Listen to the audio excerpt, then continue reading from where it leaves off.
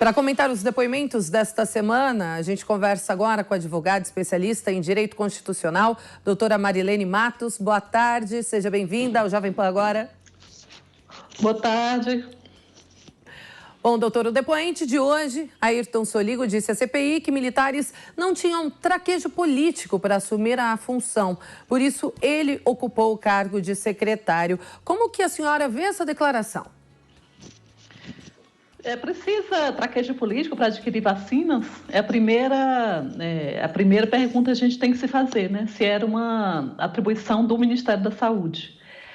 A distribuição de funções dentro de um órgão político, um órgão da administração, é comum e normal. Até aí, eu não vejo um problema se ele tinha uma função específica dentro do Ministério.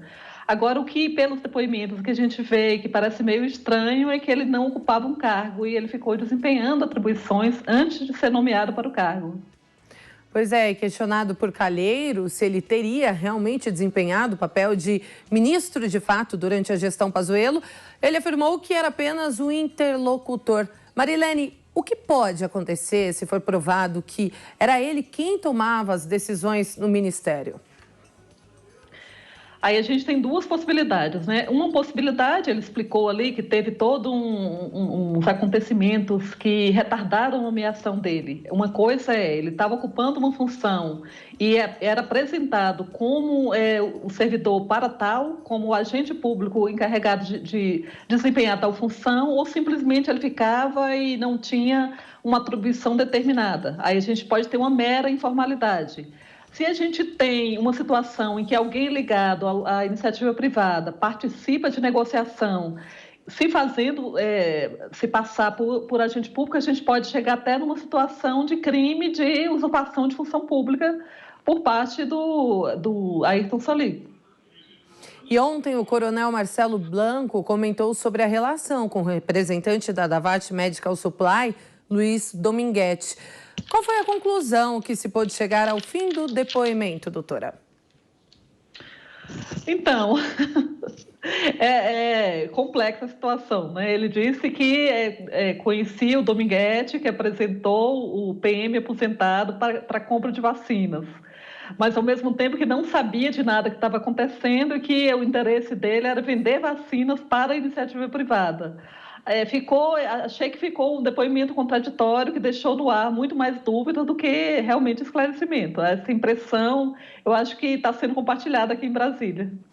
Agora, na terça, o reverendo Hamilton Gomes de Paula foi questionado. O religioso foi contraditório algumas vezes, né? Ele se equivocou em algumas situações, dizia não se lembrar de algumas informações e até se emocionou, chorou. O que isso significa para a investigação, doutora?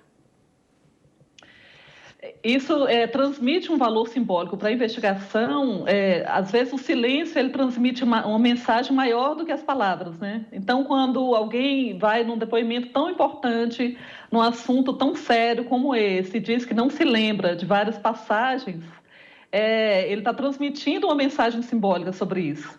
Embora ele tenha tido um HC que lhe assegurasse o direito de não falar nada que o comprometesse, o silêncio, que tem o mesmo significado de dizer que não se lembra, transmite uma mensagem, diria que o contrário para a CPI, para quem está acompanhando.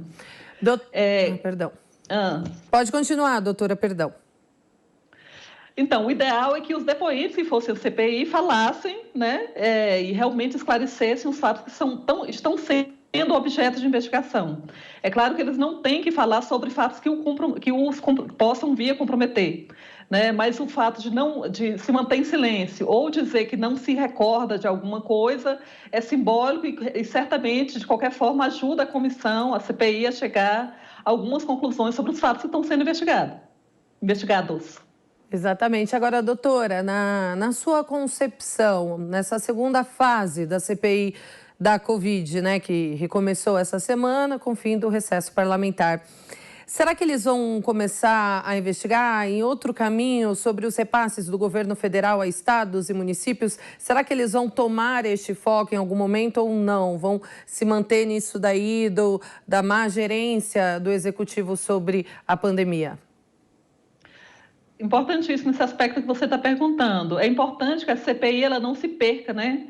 Ela não se perca em investigações que não tenham relação direta com a gestão da pandemia. Então, acredito que se ela entra muito nos detalhes de Estado, e é competência até da investigação da CPI do órgão estadual, né? No caso, a Câmara Legislativa de cada Estado, ela pode vir a perder o foco. Até agora, ela não está sinalizando nesse sentido, ela está sinalizando em manter o foco das investigações na gestão da pandemia no âmbito federal. Por enquanto, não estou vendo sinais de que isso vai acontecer.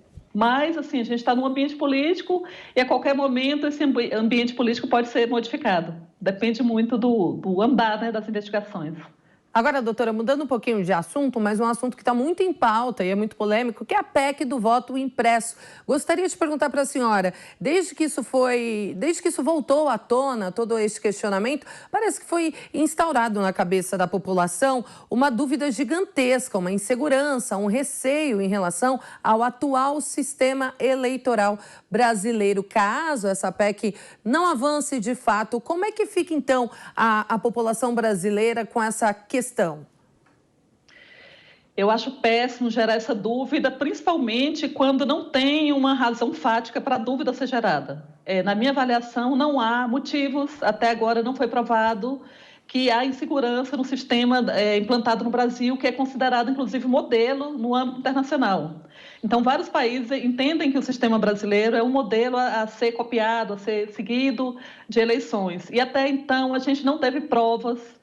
E você sabe, né, todos sabem, que qualquer disputa eleitoral é objeto de muita vigilância, de um lado ou de outro. Na época da eleição, da disputa Dilma e Aécio, o PSDB fez uma auditoria aí que durou quase um ano e não foram encontradas provas de fraude nas urnas, na votação eletrônica, né? A segurança da votação eletrônica, o perigo de fraude da votação, desse sistema eletrônico de votação, ele não é maior do que o meio físico. Eu sempre brinco que você detectar uma fraude no meio físico, apagar os sinais de fraude é mais fácil do que apagar no meio digital. Então, nesse sentido, a votação na urna eletrônica, o sistema é totalmente auditável.